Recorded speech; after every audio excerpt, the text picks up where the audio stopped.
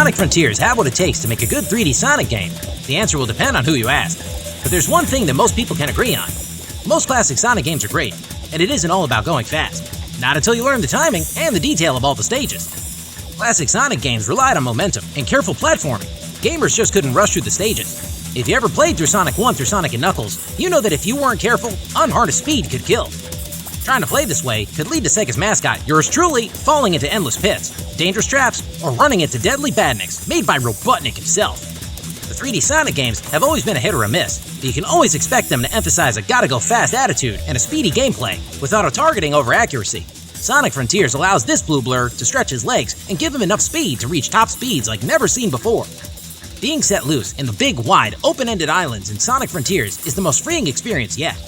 Most 3D Sonic titles constantly pressure gamers to continue pushing forward, but this new formula offers plenty of chances to play this game at your own pace. The soothing outdoors and rich greenery feels fresh and crisp as a spring morning on Green Hill Zone. Dashing over the hills and feeling soft loam and crunch of the grass under Sonic's shoes is unmistakable. It's pretty clear that Sonic Frontiers takes a lot of visual cues from Breath of the Wild too. Everything looks great, except for the messy arrangements of railings and structures. These clash with the natural elements, and they always seem to just pop into existence right out of nowhere. The draw distance is low for these assets, and Sonic Frontiers could benefit from some kind of atmospheric effect that would make these rails gradually appear, instead of what we currently get, but oh well. Now on to the controls. Depending on the game, Sonic's controls have been pretty different. In a lot of the 3D games, it often feels like the speed is too much for a human to handle. With these new wide open spots, Sonic finally feels like gamers can have enough leeway when cutting loose and hitting the pedal to the metal. It's not perfect, but there's no taming this hedgehog. Ha! Sound quirks kinda defy the laws of physics, which can get confusing at times. When hitting high speeds and leaping from a hill, momentum is lost and Sonic's weight feels a little off in these moments. There's a lot of times when the sense of speed and momentum feel more natural. It's when Sonic connects to a trigger point and he does his own thing in a scripted animation. A lot of these actions feel like it's part of a circumstance, rather than requiring the player to master the physics engine. While there's some moments of emergent gameplay where gamers can avoid the intended routes, most of the time the collectibles in the islands have one or more scripted paths. There's a lot of collectibles to find, and it makes Sonic Frontiers feel like a Banjo-Kazooie game rather than a traditional boost-style Sonic game. To face off with enormous mechanical titans to save his friends, Sonic will once again have to collect the Chaos Emeralds in hope of standing a chance against these oversized robotic baddies.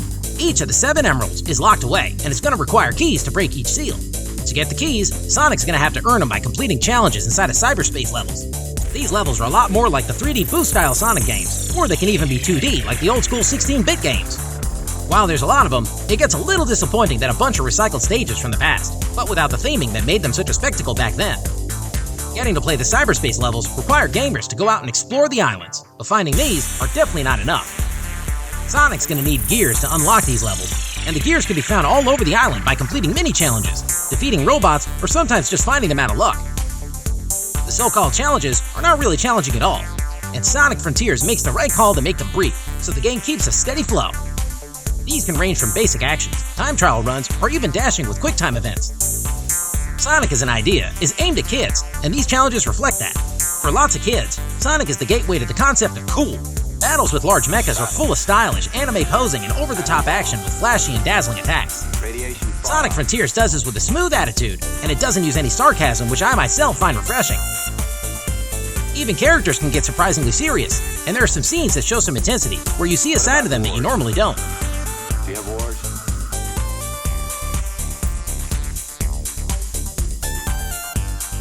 First 3 islands are Sonic Frontiers' high point.